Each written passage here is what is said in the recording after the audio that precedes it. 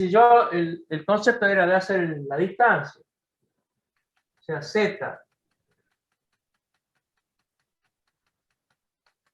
Zn, ¿no?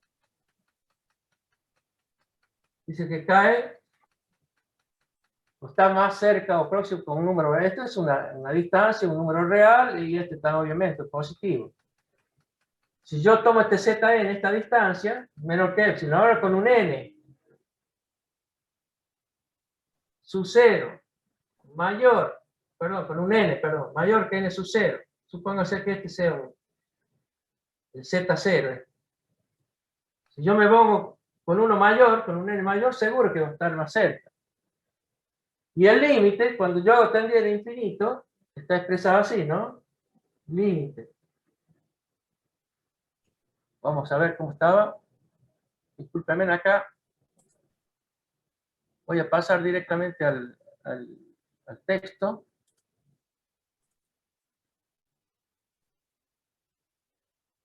Y es así. O sea, la sucesión era Zn, ¿verdad? Y esto es Z si n tiende a infinito. Bien. Ahora, si yo no tengo, si el límite de la sucesión no existe, o sea, no existe este Z0, o este se va al punto al infinito, se dice que la sucesión es divergente. Esto es convergente. Si existe. Si no existe, voy a poner divergente. La sucesión Zn. ¿Se entendió? Sí, profe. Bien. Ahora, seguimos. Dejo la pantallita esta. La serie es agarrar una sucesión y sumarla. Es lo que yo dije al principio. Entonces, agarro cada Z de la sucesión y lo sumo. Y ahí veo qué pasa. Si yo voy a alcanzar algún número que no está en el punto al infinito, vamos a decir, bueno, la serie converge. Pero vamos a ver cómo se define la serie. A partir del concepto de sucesión. Esperen que vuelva a compartir la pantalla.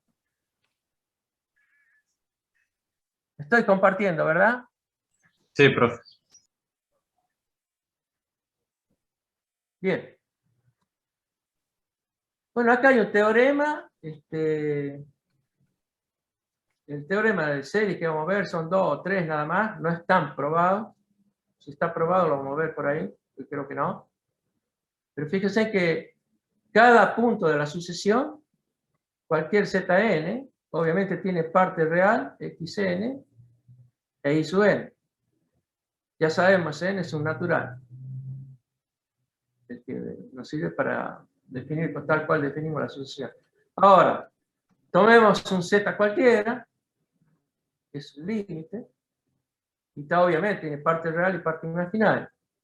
Ahora, fíjense que si esa sucesión tiene justamente a Z como límite cuando n tiende a infinito, sí, solo sí, parte real y parte imaginaria, llevado al límite coincide.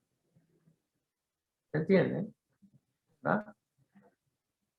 Bastante trivial esto, el enunciado. No sé si alguien quiere preguntar esto, es totalmente, no está demostrado, pero sí existe el límite para cada componente de ese complejo θ, es justamente el límite de la sucesión. Bien, ahora vamos a definir serie. Fíjense que ahora agarra una sucesión y lo suma. Esa es la diferencia. Fíjense cómo está definido. Una serie infinita de números complejos. Puedo tomar Z1 y lo sumo. Z2, Zn y sigo sumando.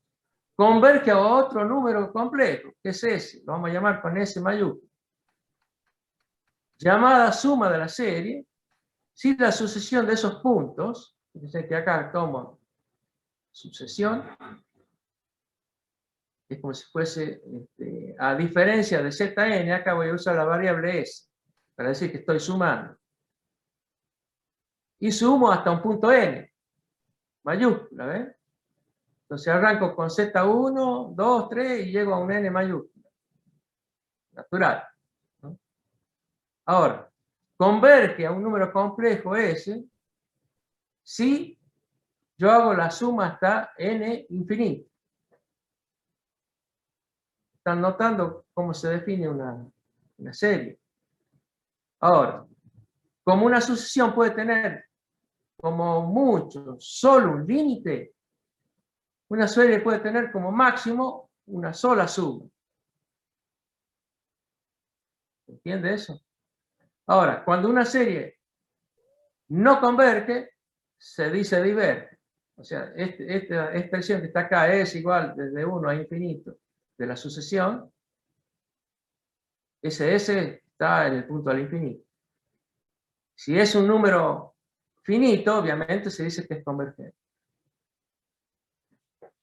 Fíjense que con la S mayúscula, no con SN, SN es una sucesión limitada. ¿Sí? En cambio el S sin el subíndice N es porque yo lo sume a todo, hasta el infinito. Bien, al igual que se definió para la sucesión, vale para la serie. Fíjense, este es el teorema 2. Si a los puntos de la sucesión, Zn, tienen parte real, parte imaginaria, y la suma pasa a ser un número complejo, X e Y grande, parte real y parte imaginaria, entonces, si yo hago la suma de esa sucesión, desde 1 hasta infinito, y pasa a ser S, sí, solo sí, fíjense, en parte, si yo sumara las componentes reales, pasa a ser la parte real de S. Lo mismo para la parte imaginaria. O sea, lo mismo que dijimos para sucesiones, vale para series. Sí, solo sí. O sea, acá la flechita va para los dos lados. Si yo parto de acá, llego a la serie. Y si parto de la serie, llegaría a la suma de la sucesión por separado, ¿eh? Parte real y parte imaginaria. No sé si alguien quiere preguntar algo al respecto. Estas dos cosas que son elementales apoyan todo lo que vamos a ver a posteriori. ¿Quieren preguntar algo? ¿Se entendió la diferencia de sucesión y qué es una serie?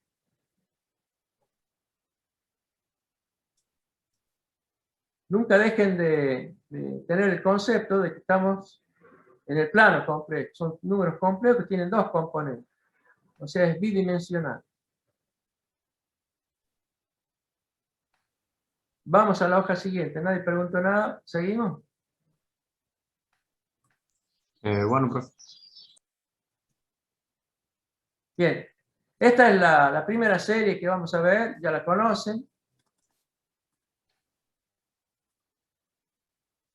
Serie Taylor. Ahora lo vamos a hacer acordar que lo que era eso. Fíjense en lo que hace.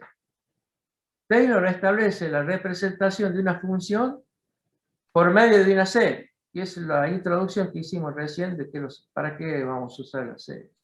O sea, el teorema de Taylor se expresa así, en variable compleja, ¿no? O sea, la función f analítica. En el interior de un ciclo C sub 0, centrado en Z0. ¿Se imaginan? Es un círculo, justamente el centro de ese círculo tiene el punto Z0. Y ese círculo tiene un radio finito. Se extiende con el diámetro, o radio mejor dicho, R sub 0. Entonces, vale que para todo Z dentro de ese círculo, la función puede ser representada, o el calcular el valor de la función a través de esta serie. Eso ya la conocen. O sea, fíjense que yo agarro cualquier Z dentro de ese círculo y calculo, por ejemplo, el valor, primer valor que hace es justamente el valor de la función en Z0. Y después hace las derivadas en Z0, pero ya moduladas con la distancia de ese punto Z a Z0. Y así sucesivamente. Fíjense en la derivada segunda, bueno, acá aparece el factorial que corresponde con el orden de la derivada, Y las potencias positivas, o sea, z menos z0, z que yo estoy calculando al centro del círculo, se van incrementando en igual forma que las derivadas, ¿no? Y esta es una serie infinita. Fíjense que acá yo paré en n, pero seguiría n más 1, n más 2, hasta infinito. Ahora, fíjense que es una sucesión o una serie infinita de puntos. Quiere decir que los que voy sumando por arriba con potencias más grandes y con derivadas más grandes son números cada vez más chicos. ¿Se entiende? O sea, obviamente que para que esta serie converja, los valores que voy sumando cada vez van a ser más pequeños. Entonces, fíjense, es decir, la serie de potencias converge en la función que yo quiero representar cuando la distancia de cualquier punto interior, fíjense que está tomado el z interior al círculo de R sub 0. O sea, yo no puedo ir con un z afuera. Estoy calculando dentro del círculo. Y justamente la función cualquiera sea, la represento de otra forma. Acá tomé sus derivadas y potencias positivas de esos puntos respecto del centro del círculo. Bueno, esto es Taylor. Entonces, fíjense lo que concluye. Taylor representa el desarrollo de la función alrededor del punto z0 en una serie de potencias llamada de Taylor. Si todos los términos de desarrollo son reales, se tiene el caso conocido del cálculo de variable real. O sea, si acá la fz, su parte imaginaria la anulo,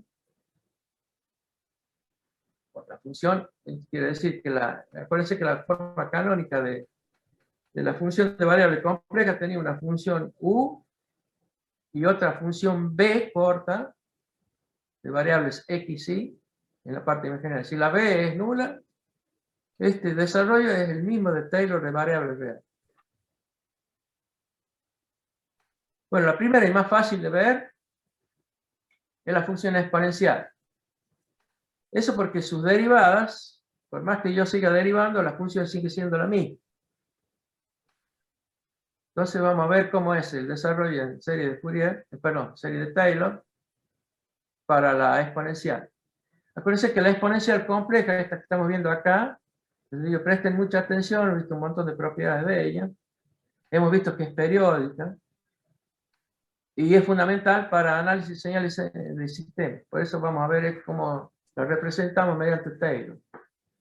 Dice así: si f es analítica en el interior de un círculo, entonces, dado la convergencia de la serie de Taylor, la función f de z tiene asegurada una representación mediante su serie en todo punto z que es alrededor de z0 y que está dentro de ese círculo. Bien, o sea, Taylor asegura, si es analítica la función, seguro que está representada por ella misma, por la serie de Taylor. Bueno, vamos a ver, serie de Taylor de algunas funciones. Y sobre todo la que hizo desarrollo de Taylor fue McLaurin. Hay un montón de expresiones y vamos a ver algunas, para que tengan idea. Normalmente las series, y si son convergentes, vamos a una tabla como si estuviese usando una cosa integral para saber cuál es su valor. Pero veamos la primera, la más simple. Fíjense que si yo derivo n veces la exponencial, siempre es la misma función. Ahora, si yo hago el desarrollo con z0 en el origen, todas las funciones estas y sus derivadas pasan a ser 1. ¿Se entiende, no? Entonces el desarrollo de series por serie de Taylor de la variable compleja función e a la z alrededor del origen, z0 es 0, se reduce a esta. Fíjense que acá z menos z0, z0 es 0, las potencias son simplemente Entonces el primer término, fíjense acá en Taylor, el primer término es f calculado en z0, o sea, e a la 0, es 1, es este término. Y las potencias están expresadas acá. Todo el resto, esto que está acá, está expresado acá. Por supuesto, suba hasta infinito. Ahora, fíjense que esta representación es válida mientras no toque el punto al infinito. O sea, es válida este círculo acotado. Este círculo z menor que infinito tiene, obviamente, el centro en el z0. El z0 igual a 0, ¿se entiende, no? O sea, en el origen. O sea, todo plano sin el punto al infinito. Ahí converge la serie de Taylor y representa la función de variable compleja. Una de las más importantes que digo, esta elemental, la exponencial compleja. Acá vamos a ver otra. Fíjense que acá está hecho como si fuese una tablita. No me voy a acordar de memoria, pero las otras funciones elementales, si por ahí necesito algún desarrollo en Taylor o de Maclaurin, que son estas, las puedo representar de esta otra forma. Pero el objetivo no es cualquier función analítica representarla a través de una serie. Pues la ventaja es que tengo potencias de la variable, así como está escrita acá, ¿no? Y alguna modulación o cambia el signo. Dice que la modulación acá es un número real. 2n menos 1 es real, 1 a la n más 1 es simplemente le cambia el signo. Bueno, cualquier z que yo tome para la función seno, lo hago a través de una potencia, que es esta. ¿Se entiende el concepto, no? Fíjense, en seno de z todo lo que es. Una suma infinita, este menos 1 a la n más 1 va cambiando el signo. El 2n menos 1 factorial es una modulación. Y estas son simplemente las potencias de z. Son todas positivas, potencias. Desarrollo de Taylor, seguro que vamos a tener. Acá fíjense que el seno está desarrollado alrededor de un círculo cuyo centro es el origen. ¿Se entiende acá, no? Fíjense que el z0, cuando yo hago z menos z0 acá en la definición general, esta que está acá, z0 es el origen. Por eso aparecen potencias directas, no restadas, de otro punto que no sea el origen. O sea, para el seno, el coseno, el seno hiperbólico, están esta serie de Maclaurin. Otras de Maclaurin. Fíjense que acá voy a tomar una función que tiene un polo. Dice que en el denominador hemos puesto un polinomio acotado hasta z hasta n igual a 1. ¿No? Acá está el a sub 0 y este z a la 1. Pero está puesto abajo, en el denominador. Quiere decir que, por ejemplo, z igual a menos 1 sería un polo, ¿verdad? Bien, este desarrollo en potencias positivas de z es este que está acá. Y fíjense, acá hace una acotación, esta representación de esta función que tiene un polo, está desarrollado en un círculo unitario. O sea, adentro del círculo unitario. Fíjense que no toca el polo, porque lo puse menor, ¿eh? ¿Se entiende eso? Bueno, acá hay otra. Si yo pusiera este polo doble acá, z cuadrado, la misma de arriba, pero z cuadrado, bueno, tiene una potencia positiva. Fíjense cómo está desarrollado. De vuelta el círculo unitario no toca el borde. Acá si yo quisiera poner una constante en lugar de una variable, el desarrollo es este que está acá. Y vale para un círculo centrado en el origen, cuyo radio es c, justamente la constante.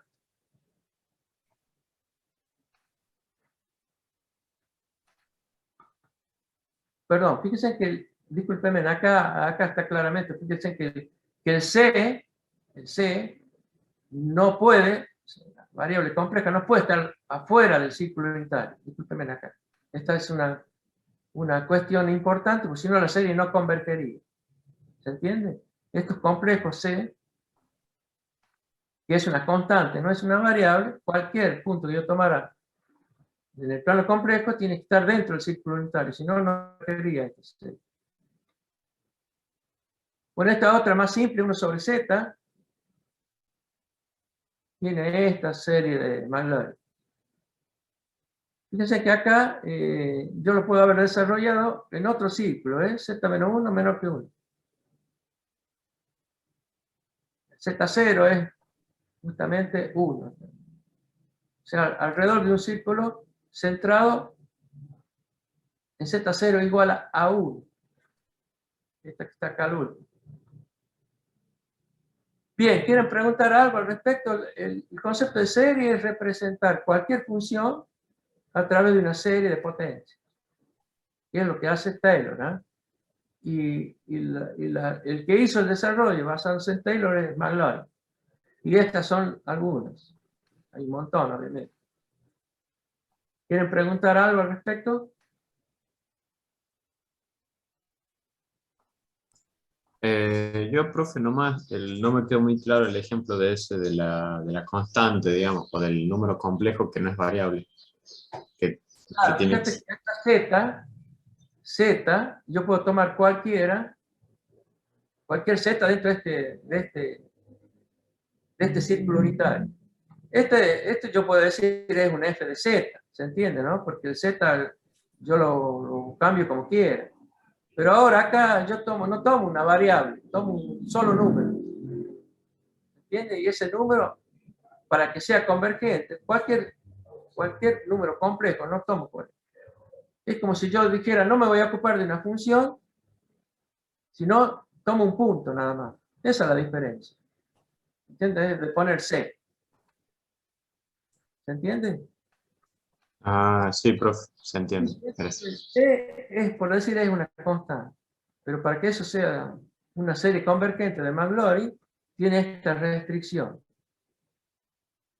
Yo tengo que tomar un círculo unitario centrado en el origen, tal cual está escrito acá.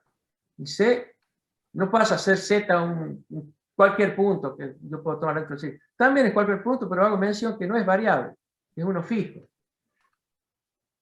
Simplemente eso.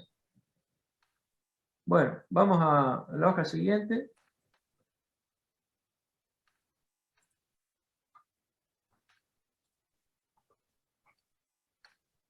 Bien, acá viene algo bien fuerte. Dice que Taylor agarraba una función analítica en un círculo. Ahora Lorenz dice, bueno, vamos a usar el concepto de Taylor, pero hagamos que dentro de un círculo en realidad puede haber un punto donde la función no es analítica. Por ejemplo, yo encierro una singularidad, por ejemplo, un polo, donde la función se pianta, no la puedo calcular, se va a punto al infinito. O sea, ahí deja de ser analítica la función. Bueno, entonces, yo lo que podría hacer para evitar que un círculo o un contorno encierre un polo y no pueda calcular con una serie cómo representar la función, Lorenz hace dos círculos. Fíjense lo que hace. Sean C1 y C2, dos círculos concéntricos. O sea, tienen el mismo centro en el punto Z0. Y ahora, el radio de uno es mayor que otro, ¿eh? Y forman un anillo. Dice radio R1 y R2. Ahora, pide que el radio R1 sea mayor que R2. O sea, el círculo más grande es R1 y al que está encerrado, R2. Entre estos dos se genera un anillo. Ahí yo voy a pedir que la función sea analítica. Entonces, fíjense en lo que dice Lorenz. Sea la función analítica en C1 y C2. Y en un dominio anular definido, o sea, fíjense que les pide que sea en la frontera de esos círculos, y en el interior que encierran esos círculos. Esto pasa a ser claramente un anillo. Entonces, para cada z de ese dominio, vale la siguiente representación. Fíjense que acá tengo una serie de potencias positivas, están acá, tal cual hace Taylor, pero después agrega una serie de potencias que son negativas. Fíjense que los z que distan del centro, acá estamos con potencias negativas, y acá estamos con potencias positivas. Las positivas, los moduladores son los complejos A sub n. Y en las negativas, los moduladores son los complejos B sub n. Esta es la serie de Lorentz. Ahora, ¿cómo se calculan esos complejos? Fíjense acá justamente, esos complejos están calculados con la fórmula integral de Cauchy, la que vimos recién y que dijimos, no la vamos a demostrar, pero fíjense que va a ser útil. O sea, cada coeficiente de la serie, tanto para A como para B, se calculan con estas integrales de la fórmula de Cauchy. Fíjense que el S, este que está acá, son valores Z en el círculo más grande, C1, para las potencias positivas. Y para las potencias negativas, coeficientes B, los S estos son puntos que pertenecen al círculo este C2. Por eso está S y no Z. ¿Se entiende? La fórmula integral de Cauchy justamente calcula los valores encerrados por esos círculos, pero con zetas pertenecientes al círculo. Por eso se pone S acá. ¿Se entiende? Son zetas que están en C2 o están en C1. Y dicen otra cosa que hay que acordarse para las potencias positivas. Acá N arranca en 0. O sea, hay un A sub 0. En cambio en B, dicen que en B arranca en 1.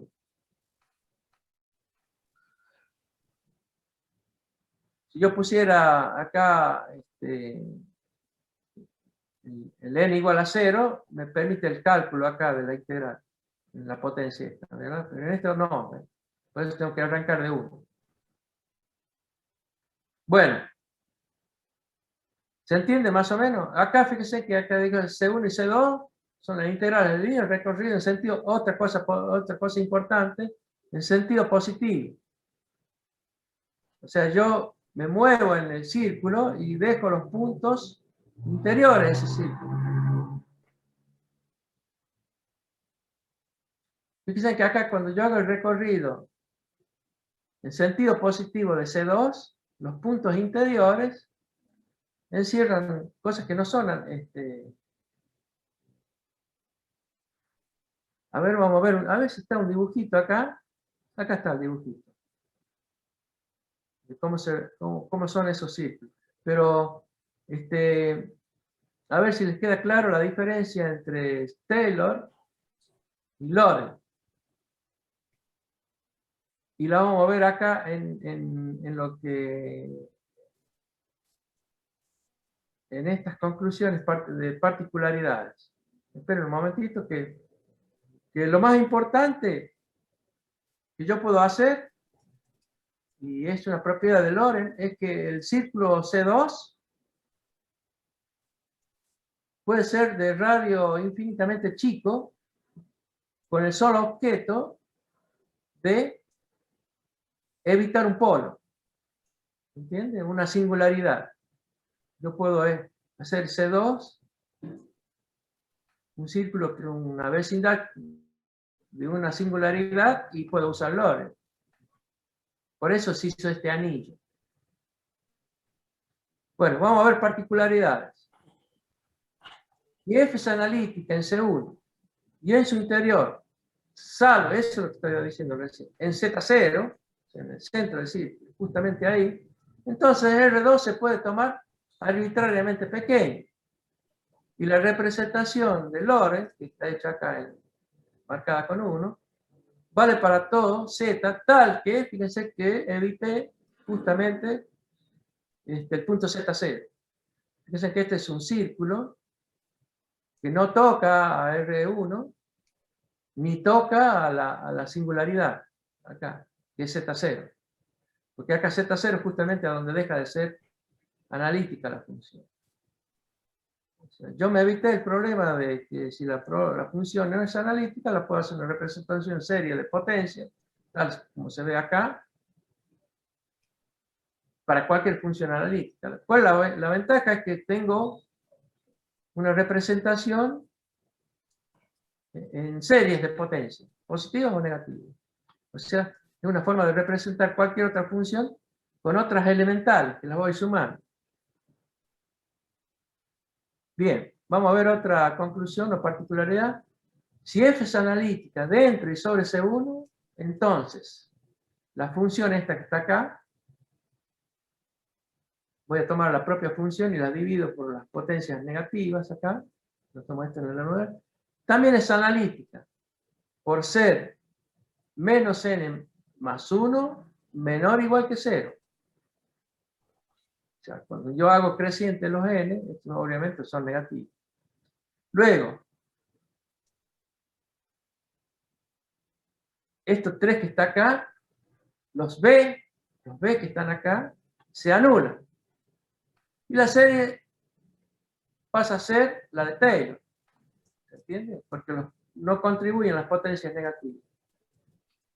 Es lo mismo que decir que el círculo C1 no encierra ninguna singularidad. Lo que dice dentro y sobre. Fíjense que no incluye ningún hueco acá o singularidad. Entonces, obviamente, estos se te van a anular. Los B se anulan y quedan solo las potencias positivas, que es justamente Taylor. Bien. En la conclusión 3, vamos a ver cómo son. Acá usa la integral de Cauchy.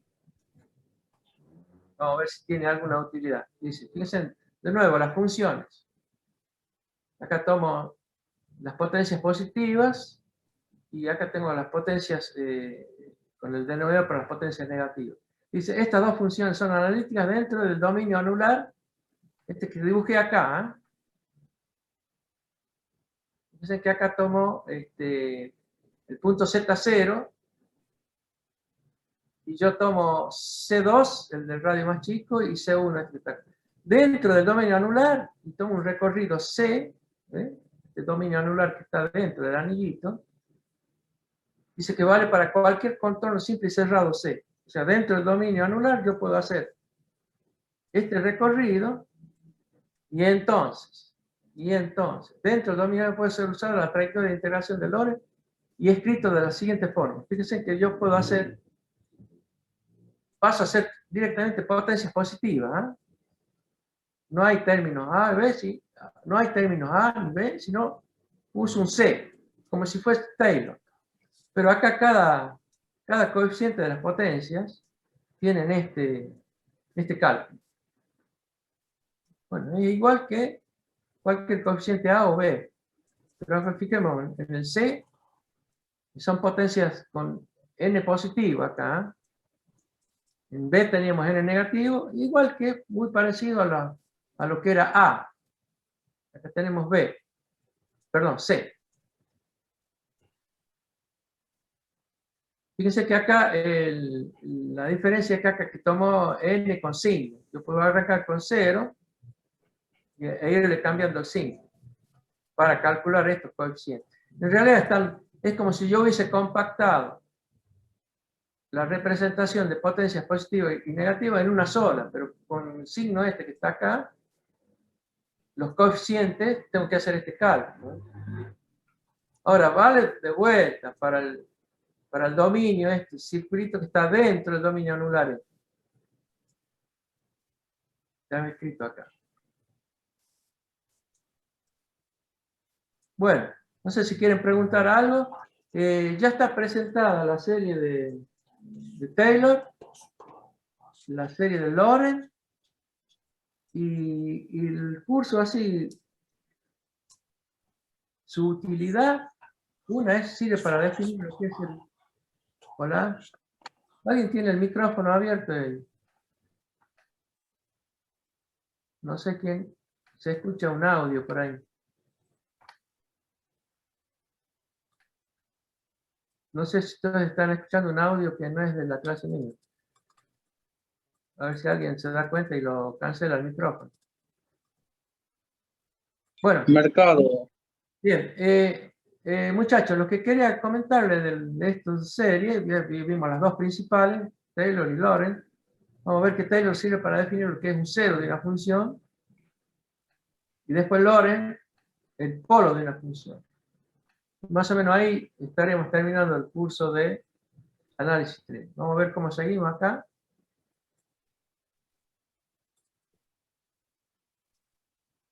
Bueno, las propiedades de la serie. Acá hay dos teoremas. Vamos a ampliar un poco esto. Estos teoremas simplemente acuérdense del enunciado. No va a estar hecha sus pruebas. Si está por ahí la prueba, pues que no recuerdo, creo que no se las voy a pedir yo, pero vamos a ver qué diferencia hay entre convergencia que definimos antes y convergencia absoluta. Y estas son propiedades adicionales de la serie. Bueno, fíjense, si yo tomo una serie de potencias, bueno, perdón, serie, tal cual la definimos antes. ¿Recuerdan que era una sucesión infinita? Bueno, si la serie esta, acá tomo los z, representan los zn, son los z de la sucesión, ¿se entiende, no? Si converge, entonces, por el teorema 2, ya vimos antes, sabemos que cada componente, o sea, parte real y parte imaginaria, convergen. Ahora, si una serie de números reales converge, por estos son reales, esta serie es real, esta también es real, la que forman parte de la parte real y parte imaginaria, acuérdense que son siempre números reales. Si la serie de números reales converge, significa que el término enésimo, de tomar de la serie acá, se aproxima a cero cuando n tiende a infinito. Quiere decir que los términos que yo estoy sumando cada vez son más chicos. Y obviamente tienen que ir a tender a cero cada uno de ellos, si no, la serie no convergería. De este modo, los números reales xn y xn deben aproximarse a cero. Por consiguiente, el complejo Zn también debe aproximarse a cero. O sea, el punto ese que yo quiero sumar, seguro que se va acercando al origen. ¿Se entiende esto? Si no, la serie no convergería. Entonces, una condición necesaria para que una serie compleja sea convergente es pedir que el límite de la asociación, cuando Zn tiende a cero, sea cero.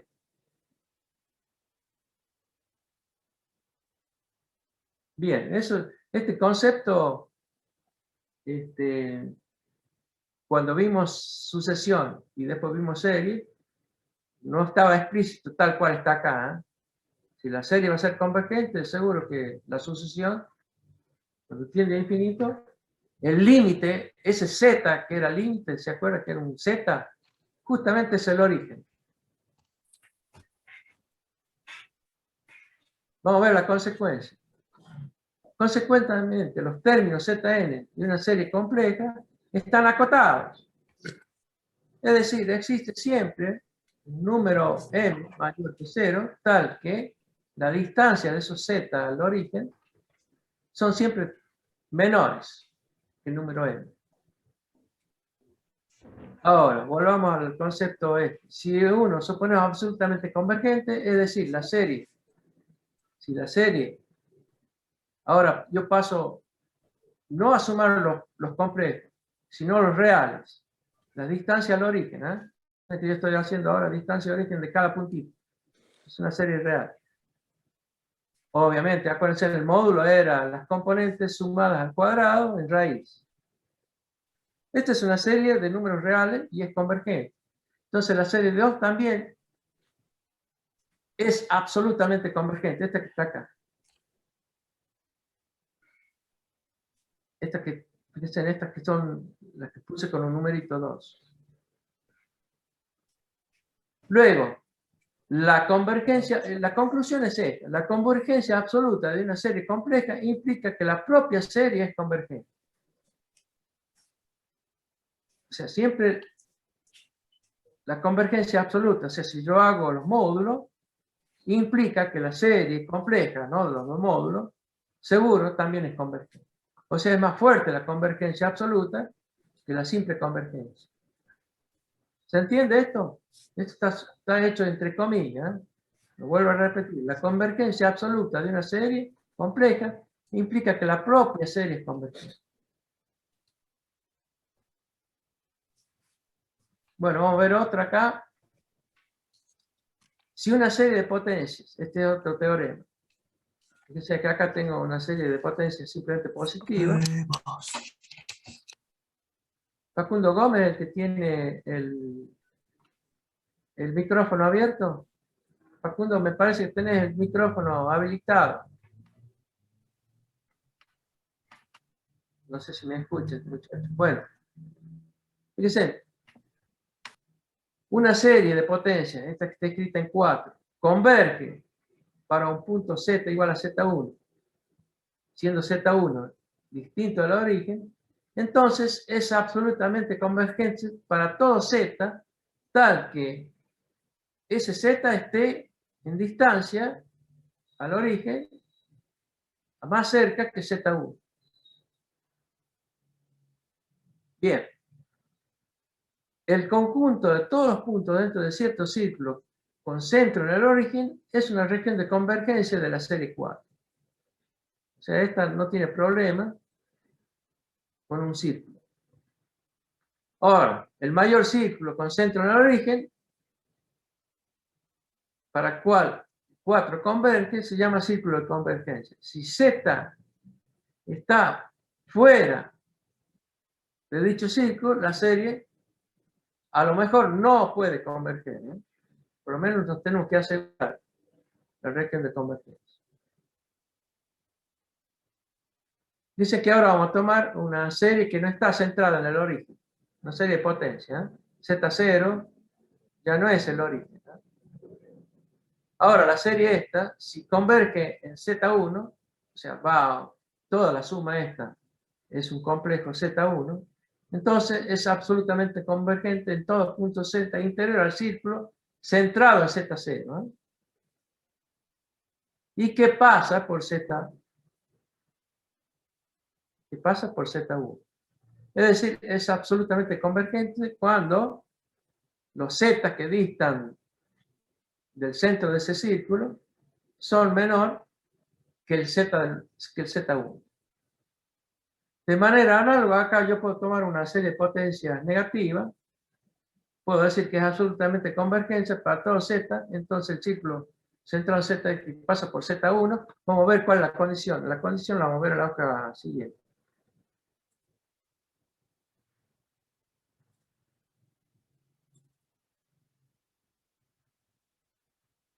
Ah, discúlpeme, acá no está hecha el dibujito. O sea, yo estoy pidiendo que el círculo centrado en Z0, el punto Z, tiene que pasar por Z1. O sea, Z1, vamos a ver si es un punto que está en el borde, o sea, en el círculo, o está dentro o está afuera. Me parece que está en el borde. Espera un momentito.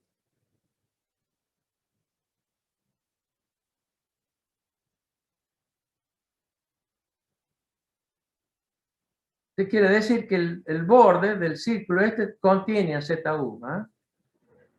Entonces, todos los que están por dentro del círculo, seguro que distan menor que el que está en el borde. Z1 es un punto del borde del círculo. Bien, vamos a ver la hoja que abrí recién. Estamos viendo integración de serie. Vamos a ver si me pase acá una hoja. Esperen un momento.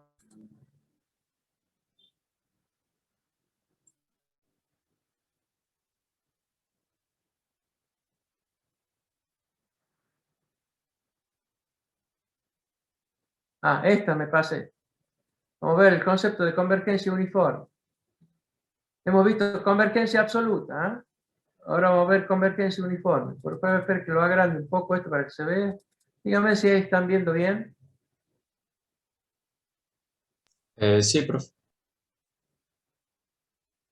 Bien.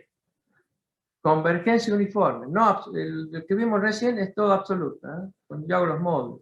Ahora, vamos a tomar un círculo centrado en el origen. ¿Ves? Un círculo C1 denotado Z, el módulo igual a R1, o sea, tiene centro en Z0 en el origen. En cuyo interior converge la serie de potencias de la forma. Esta es una serie de potencias positivas, tal cual lo hace Taylor. ¿Eh? Ahora, tomemos otra función auxiliar. Si tomamos la función esta, suma de puntos Z, igual que lo que está definido acá arriba, pero ya en forma de una función. Entonces, y la función residuo, fíjense que la función residuo es la misma suma, pero no hasta infinito.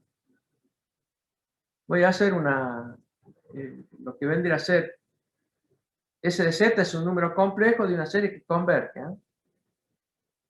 Y si hago el residuo, yo le voy a restar a ese número complejo otro número que pertenece a la misma suma, pero no hasta infinito, va hasta un número n. Y esas z que estoy tomando de esa función Rn están dentro de ese círculo. Ahora vamos a ver qué es lo que es convergencia uniforme.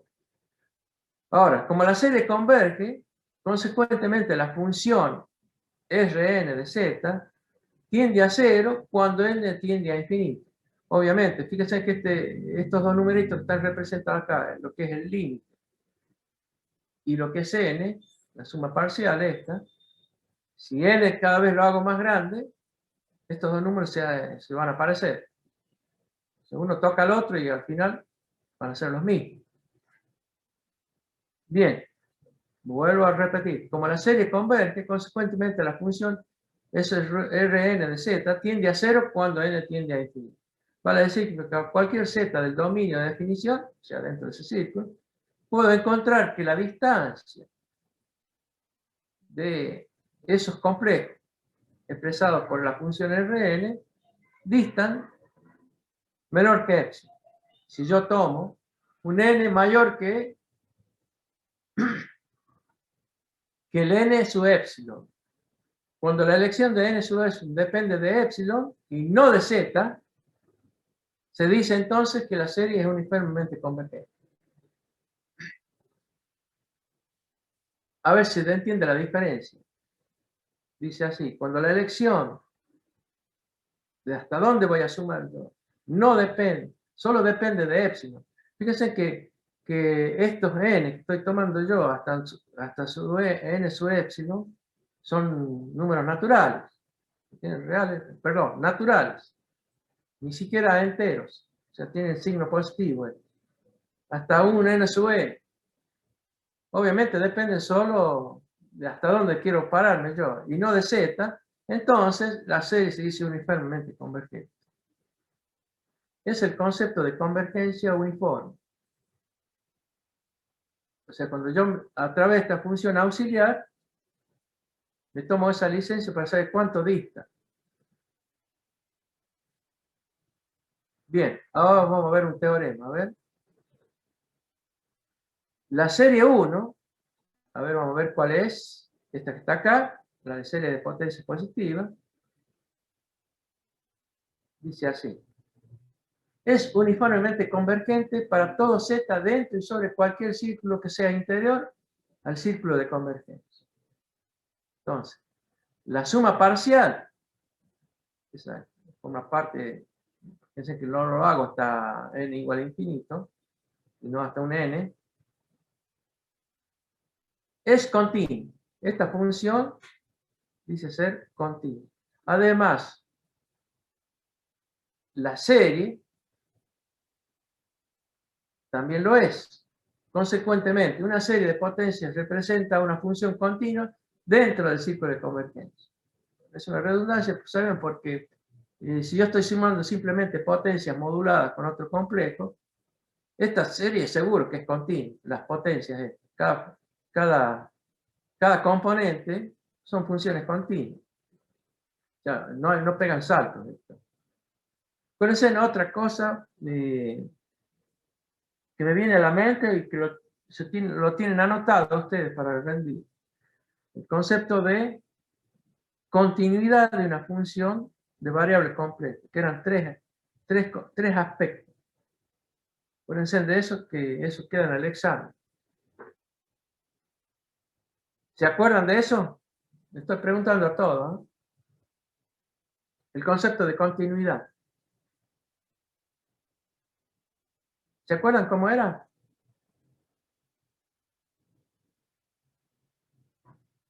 Alecano, ¿te acuerdas? Leandro Puente. Sí, algo, profe.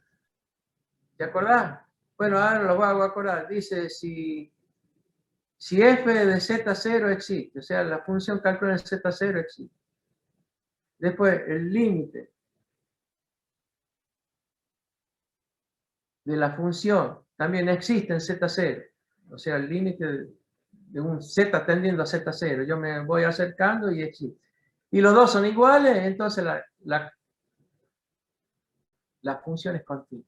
Ese es el concepto de continuidad. Parece una tontera, pero está hecho en tres partecitas. Por eso me hago acordar. Acá, obviamente, la serie convergente, seguro que es una función continua. Bueno, estos resultados son extensibles, o sea, la convergencia uniforme, donde ya no depende con la función auxiliar la aproximación de esta recta o esta cosa a la suma final, no depende de z, sino solo del número n. Esa es convergencia uniforme. Y después hablamos de continuidad. También es extensible a esta otra serie. Fíjense que acá la serie de potencias no está centrada en el origen. Está tomada en un Z0 que no es el origen. Y acá esta vale para series de potencias positivas y también para la serie de potencias negativas, que son los componentes de Taylor. Perdón, de Lorentz. Esta forma parte de las potencias negativas en Lorentz. Bueno, para ellas vale la convergencia uniforme y la continuidad.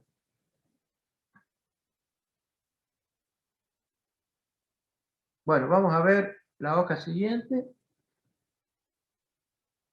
Vamos a ver qué dice.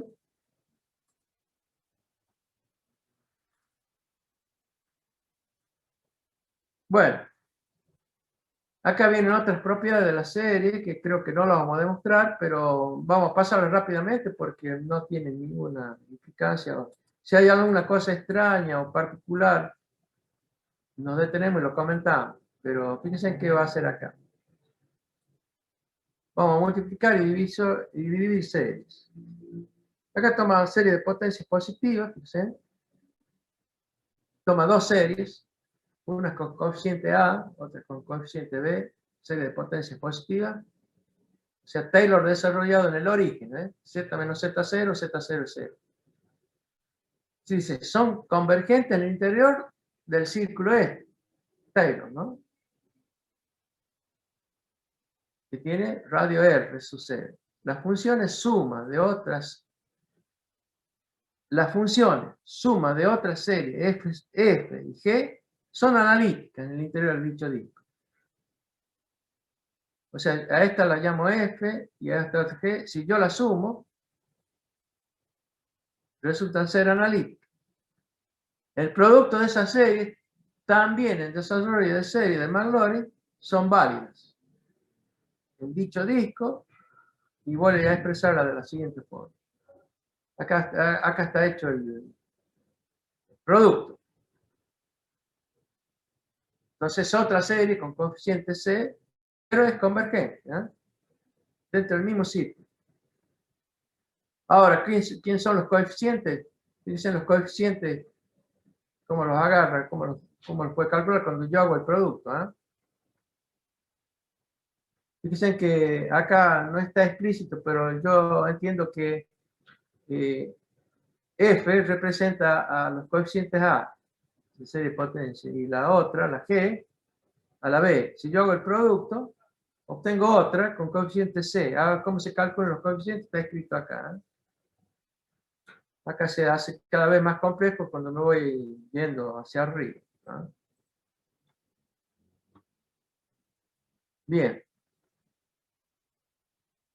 Acá se ha utilizado aquí el hecho que las dos series de 1, o sea, de la serie de potencias A y B, son la serie de Maclaurin para F y G. Con la ayuda de la fórmula para la enésima derivada, por el producto de dos funciones, se puede obtener finalmente que es, mire qué lío, ¿no? La serie, este producto, o sea, el primer término es independiente, ¿no? No tiene potencia. Dice que multiplica los A sub 0 y el B sub 0. La primera potencia ya es un poco más complicada. La que le sigue es todo el choclo este. Pero fíjense, el coeficiente enésimo está expresado acá. Tomo el A sub K, por un término K cualquiera, y el B es N menos K. Bien. Este resultado se obtiene si las dos series de 1 se multiplican término a término. Es un trabajo bastante grande, pero acá está simplificado o sintetizado. Si yo tomara el término enésimo. Y luego se agrupan en potencias iguales de Z. 3. Se conoce como la serie del producto de Cauchy. Este que está acá, serie del producto de Cauchy.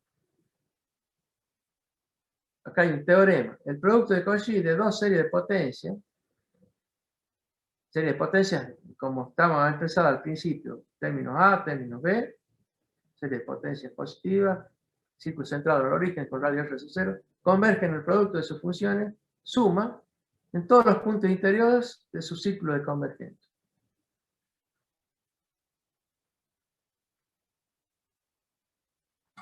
Bien. Vamos a ver qué es lo que sigue.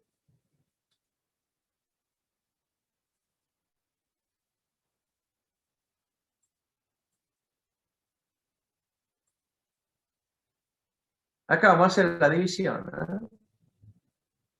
Es algo igual que el producto, nada más que hay una restricción para el denominador, ¿eh?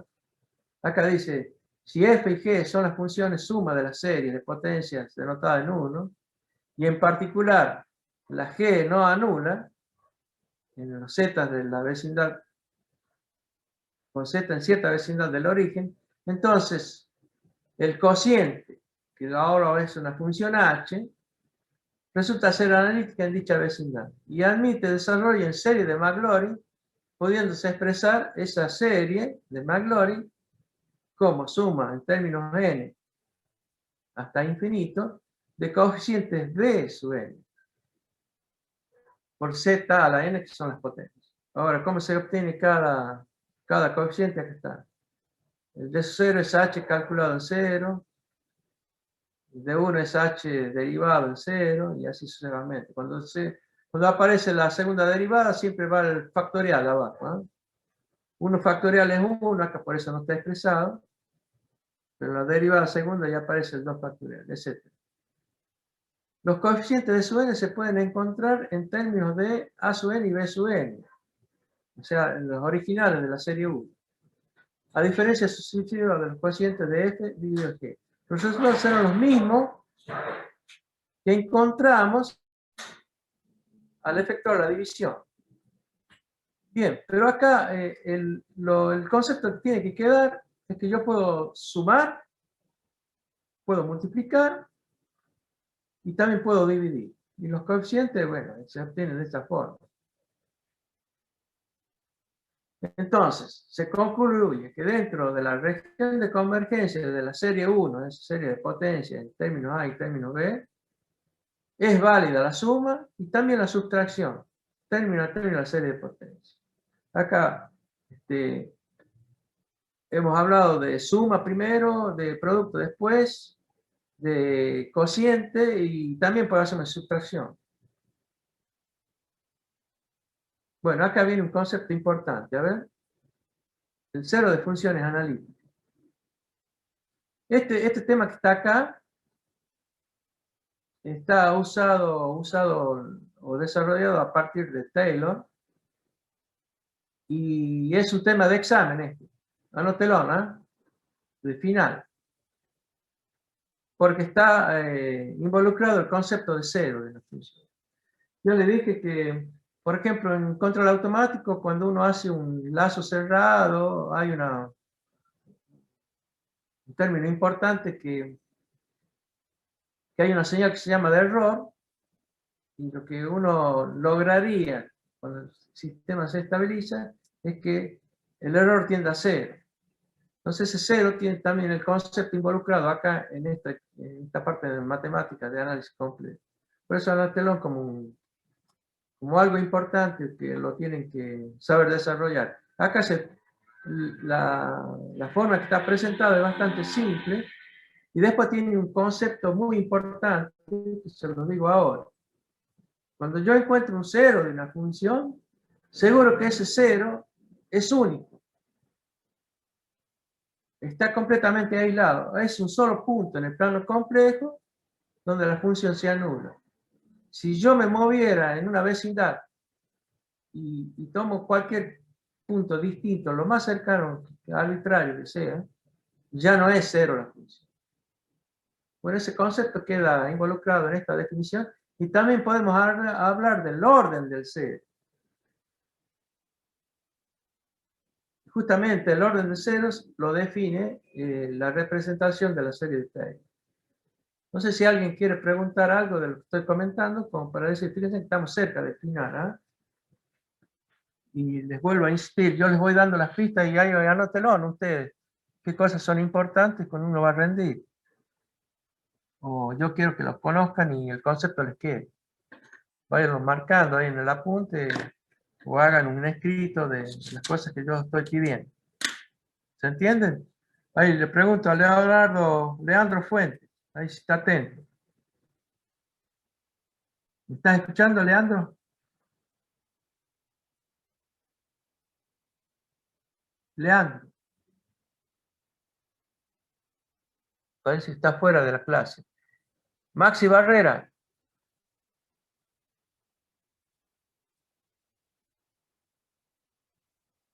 Hola. Le escribió al chat, Doc. Le escribió al chat.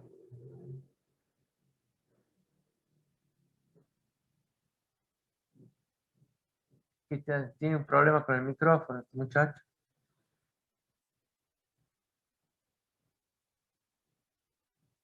Vamos a ver qué dice.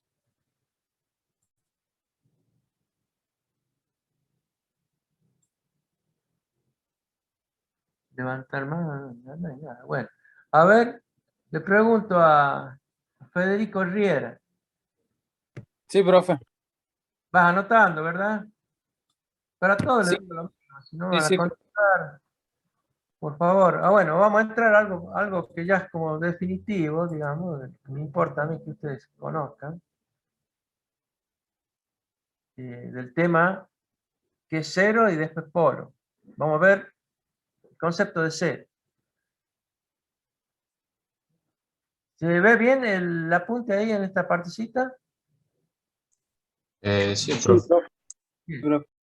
Acá, con la ayuda del desarrollo de serie de Taylor, vamos a ver que el cero tiene un orden. Y justamente a partir de la representación de Taylor vamos a dar cuenta de cuál es el orden de ese cero. Bien, mire, dice así.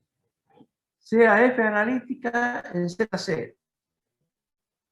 Existe un círculo alrededor de Z0 en cuyo interior la función puede ser representada por la serie Taylor. O sea, le pedimos que justamente en Z0 sea analítica.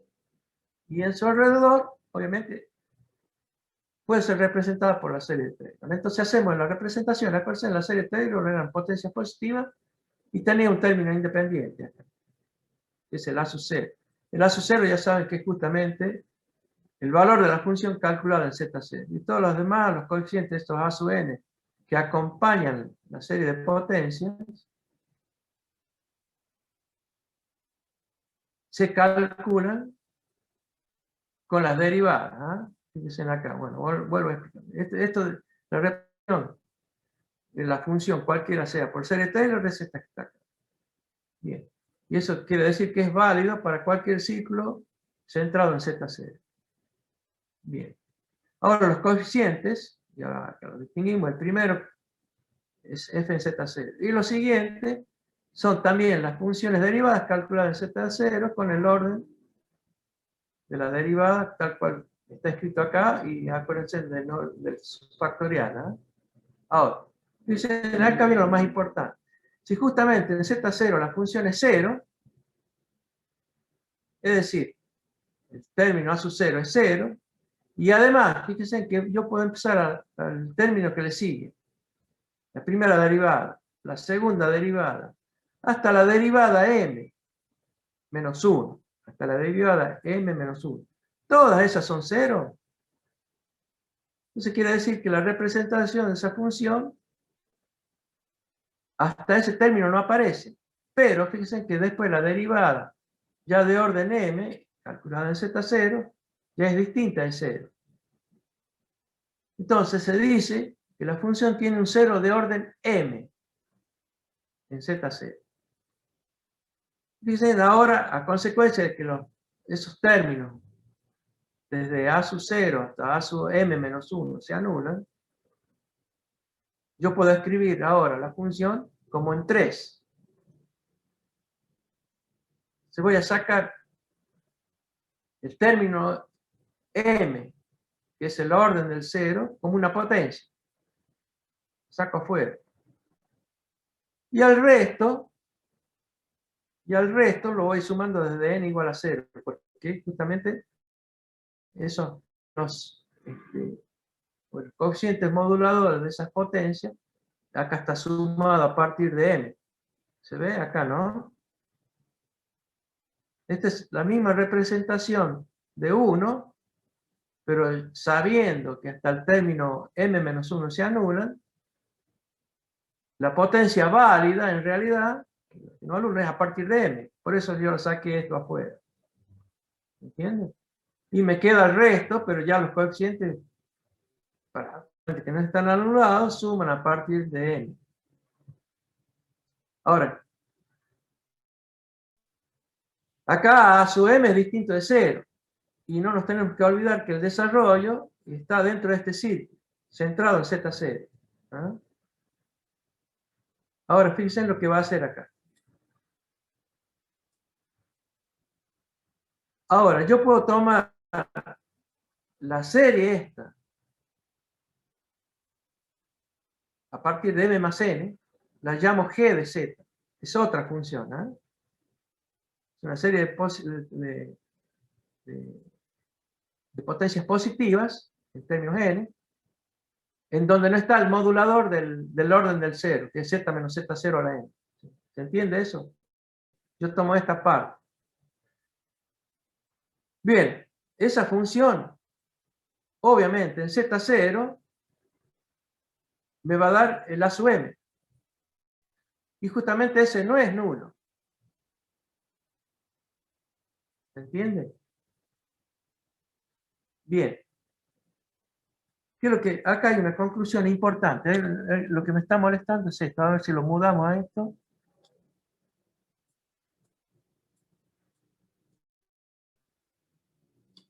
Bueno, hace esto. Esto que está acá tapando el texto, lo están observando ustedes, ¿no? A ver si eso los molesta. Ahí está. Miren. ¿Se dan cuenta la separación que se hizo y usa la función g de z, que es una serie de potencias positivas, infinitas, ¿no? Arranca con n igual a 0, pero tiene el coeficiente sumado en el orden del 0. Ahora, seguramente, si yo calculo esa función en z0, me va a dar el a sub m, que es no nulo. Ya lo dijimos antes. Ahora, puesto que la serie 4 converge y es continua en Z0, puedo decir que esa función G de Z es no nula en cualquier vecindad de Z0. Está clarito esto, ¿no? Esta es la parte más importante, aparte de haber ya definido qué es el orden del cero. Estamos haciendo uso de una función auxiliar para decir que siempre los ceros van a ser aislados a causa de la presentación de G de Z. Fíjense en lo que sigue.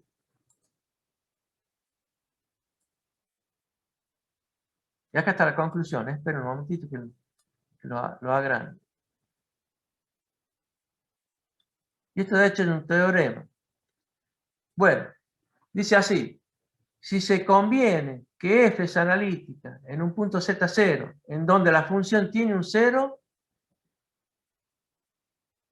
fíjense que acá simplemente digo 0. Puede ser 0 de orden 1 o de orden más grande, no importa, pero que sea un 0. Entonces, existe una vecindad de Z0 en donde f no tiene otro 0. Es decir, los ceros de una función analítica son siempre aislados. Es una conclusión bastante fuerte. Y otra cosa que cuando uno define el 0, puede tener un orden, 1 o más. Y está hecho con el desarrollo de serie de Taylor. Bien. ¿Les ha quedado claro el concepto? Anotelón este, ¿eh? Quédelo ahí. Las demostraciones, no hay una demostración, es un simple desarrollo, donde yo digo a la función, la voy a representar con Taylor, fijo en Taylor cuántos términos se anulan, Z0 que es un 0, entonces si se anula el más de un término, hasta el término a su m menos 1, hasta ahí se anula. El a su m ya no se anula. Entonces yo puedo separar las potencias positivas z menos z0 a la m, separadito como un modulador, y dejar otra serie que es la función gz. Esa gz seguro en Z0 no se anula nunca. Entonces eso me da pie a decir que en la vecindad de cualquier cero de una función analítica no existe otro cero. Eso quiere decir, el cero es un punto completamente aislado. Eso es importante. También el concepto de polo tiene algo parecido, pero es al revés. O sea, ahí no se puede calcular la función.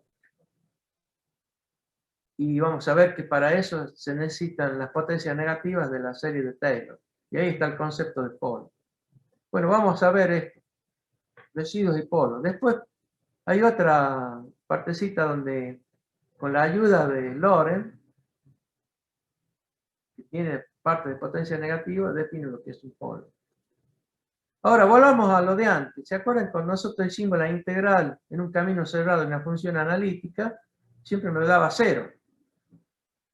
Y después yo le adelanté, si ese camino cierra una singularidad donde la función no es analítica, entonces eso va a dejar de ser 0. Y eso va a llamar residuo. Fíjense cómo está definido. Residuo.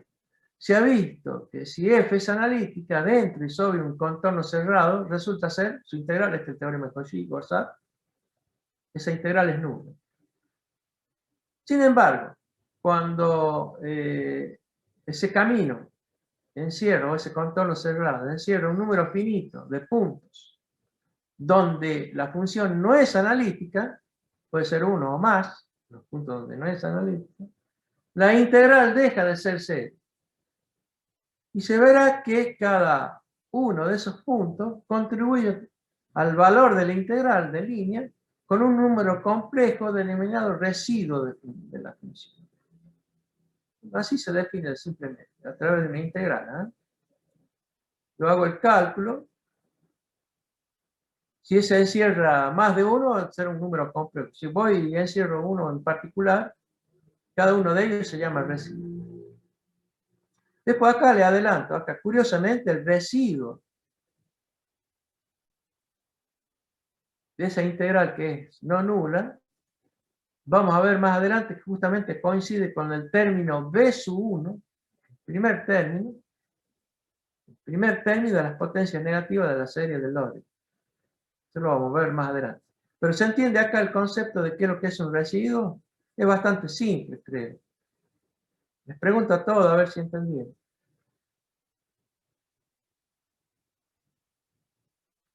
Estoy escuchando.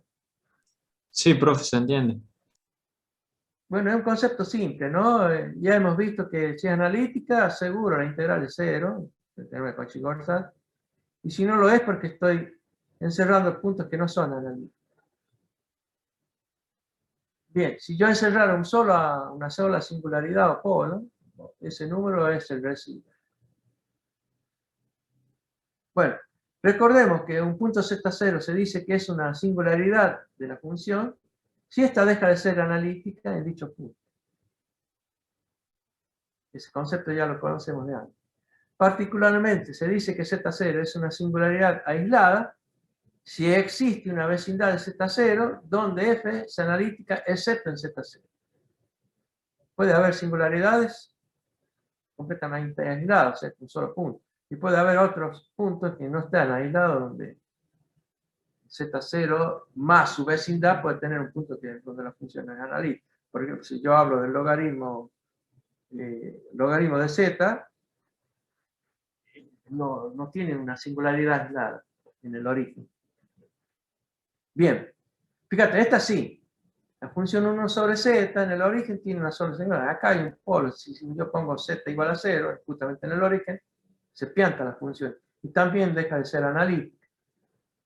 Pero es aislada. Yo me meto en... es una singularidad aislada porque me he puesto en cualquier otro z, la función ya tiene valor 9. Ahora vemos esta otra. Fíjense que acá se presenta la característica esta que yo le estoy remarcando, numerador, denominador, son polinomios, y acá en el denominador están los polos, y en el numerador los ceros. Pero acá prestemos atención en la función del denominador, de cuántos polos tiene. KZ, si es 0, seguro, y es un polo. Y fíjense que dice que tiene 3 singularidades. Uno es Z0. Y después otra, este Z cuadrado hace que, justamente el más menos i, este Z más 1 se anularía. Z cuadrado más 1 se anularía. Ese es otro polo. O sea, tenemos un polo en Z0 y otro en la unidad imaginaria con signo positivo y negativo. Bueno, para la función logaritmo natural de Z, lo que dije recién, el origen es una singularidad, pero no es aislada. ¿Se dan cuenta? Puesto que la rama de los reales negativos, la función logaritmo no es analítica. Veamos esta otra. Fíjense que el seno es periódico acá. Seno es periódico. Vamos a ver qué pasa si hago esta función. Acá está en el denominador, ¿verdad? Cada cero de esto produce un polo. Y vamos a ver si esos ceros están aislados o no. Fíjense, en la función esta, seno de pi sobre z, invertido, acá 1 sobre z, 1 sobre esa función, tiene singularidades en los puntos de estos, z, 1 sobre n. O sea, acá con n y con signo, ¿eh? El n es un entero con signo. Entonces, y también en z igual a 0. O sea, fíjense que acá todos estos puntos son el eje real entre 1 y menos 1. Cada uno de los puntos z1 sobre n son singularidades aisladas. Pero, dice, justamente en Z0 es una singularidad no aislada. Yo podría tomar una vecindad y seguro que encuentro 1 sobre n. En el eje en el eje real. ¿Eh? Fíjense que yo tomara en Z0, que es una singularidad, tomar una vecindad, estoy tomando puntos del plano, ¿cierto? Pero estos sobre los que están sobre el eje real, seguro no son aislados. ¿Se entiende eso, no?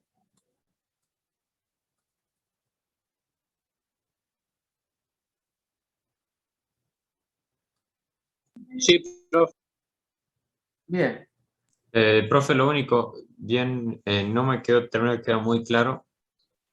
¿Por qué en Z0 es, o sea, es no aislada? O sea, entiendo que, Claro, o porque, sea, pero no me lo imagino bien, digamos, el por qué encuentro tanto Z igual a 1 sobre n cerca del origen.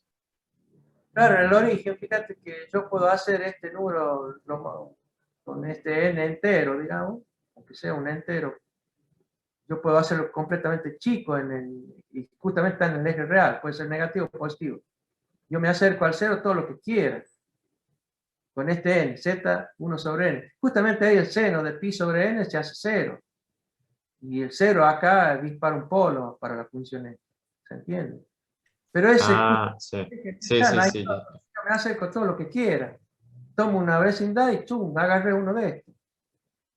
En cambio, todos los otros vienen pegando saltitos desde 1, por ejemplo. Después hago acá, si pongo n igual a 1, queda pi, ¿verdad? Después viene el otro polo bien aislado, como digo, sería pi sobre 2, pi sobre 3 y así.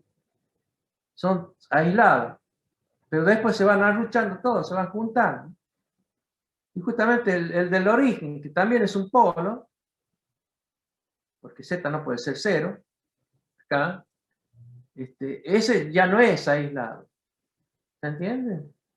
Bueno, este concepto de saber dónde están los polos y que son aislados o no, viene muy bien esta función, pero yo creo que se entiende bien viendo quién es z, cómo está manejado z para los polos, para los ceros del seno acá. Tiene que anular el seno. Bien. Vamos a ver si hay algo más. Vamos a ver si en algún momento cambia la cuestión que estamos hablando y lo dejamos para la clase próxima, si no nos quemamos el cerebro. Acá hay otros casos, ¿eh? Porque no sé si a ustedes se les está agotando un poco la mente, como el caso mío, que vamos a ver hasta acá, ¿eh? Hasta el teorema de los residuos vamos a llegar. Veamos este otro ejemplo. Acá dice, si Z0 es un punto singular aislado de la función, entonces existe un número R0 real positivo tal que en el dominio de definición este, o sea, en este círculo, que no toca a Z0 y se extiende hasta un radio R sub 0. Ahí la función analítica puede ser representada en la forma de la serie de Lorentz. ¿Está bien? Si un punto cero es un punto singular, aislado, yo puedo usar Lorentz. O sea, series positivas y series negativas. Parece que Lorentz era un círculo R1 que encerraba otro círculo R2, pero el R2 yo lo podría hacer arbitrariamente pequeño, hasta envolver una singularidad tal cual está expresada acá, como Z0. Entonces, acepta el desarrollo en serie de Lorentz. Aquí está escrito. Los coeficientes acuérdense eran estos. Usaba la fórmula integral de Cauchy, las potencias positivas, los coeficientes arrancaban desde 0, o sea, existe un A sub 0. Los B no, arrancan con B1. Y bueno, particularmente, vamos a ver que B sub 1 es este. Acá reemplazo el término n con 1 y me va a quedar este término para B1. 1 sobre 2pi, la integral que envuelve a Z0 y la función calculada, acuérdense que estos z que están acá puse f de z, creo que tiene que ser un f de s, está escrito acá, porque estos z son los que están en la integral de Lie.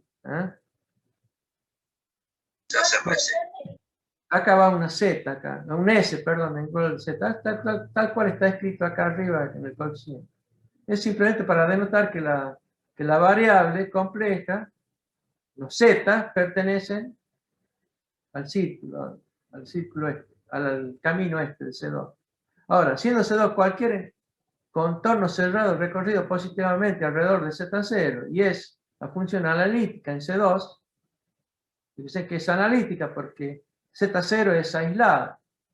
Ya en su entorno, la función tiene derivada, entonces quiere decir que es analítica. Y en su interior, excepto en Z0, la integral será no nula. Y entonces se denomina el número complejo B1 como el residuo de f en el punto singular Z0. Pasa a ser el residuo. Porque justamente ahí, esa integral, este término B1, que se calcula de esta forma, es un número complejo no nulo. Justamente porque esta integral no se va a anular nunca. Y obviamente, 1 sobre 2pi no toca el cero para nada. Entonces, a eso se llama residuo de la función. Y coincide con el término B sub 1. Y es el que acompaña, fíjense, en la serie de Lorentz al primer término, a 1 sobre Z0. 1 sobre Z menos Z0. ¿no? Dice así, la fórmula 2, que está acá, proporciona un poderoso método para calcular integrales alrededor de contornos cerrados simples, ya que la integral de línea es 2pi veces el valor del residuo, que es el coeficiente B1. O sea, la integral de línea ahí, lo mudo al 2pi para el otro lado,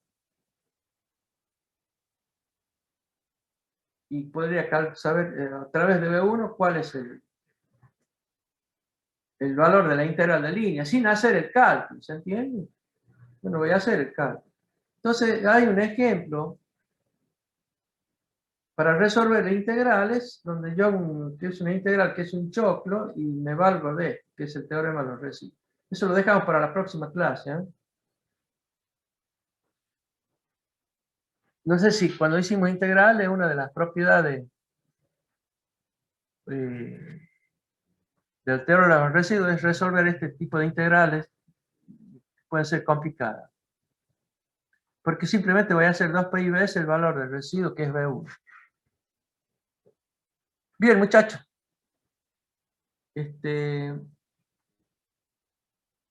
Los dejo para la próxima esto, ¿ah? Que quedan 20 minutos y los libero por ahora. No sé si quieren preguntar algo de lo que vimos. Estamos muy próximos al final de lo que es análisis complejo. Entiendo que en la próxima clase terminaríamos. Y de ahí vamos a hacer en la clase próxima vamos a hacer un resumen de qué es lo que es análisis complejo. Y por favor, ustedes anoten todas las cosas que yo necesito que sepan cuando vamos a rendir el examen parcial. Y también para el final. ¿Se entiende? Estoy hablando Sí, todo. profe. ¿Van a contestar o se van a callar? Muy poca gente participa. Yo no sé por qué.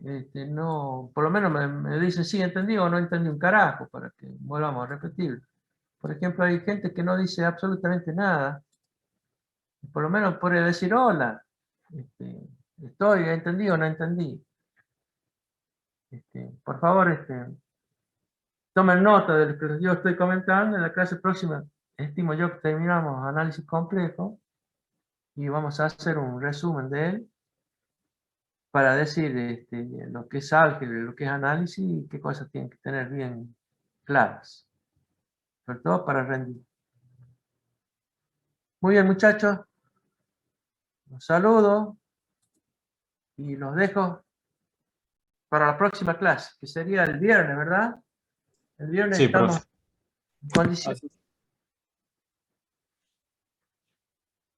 de que no hay feriado ni nada que se le parezca. Bueno, ya saben, vayan pidiendo en el correo lo que vamos dando, así yo les voy devolviendo.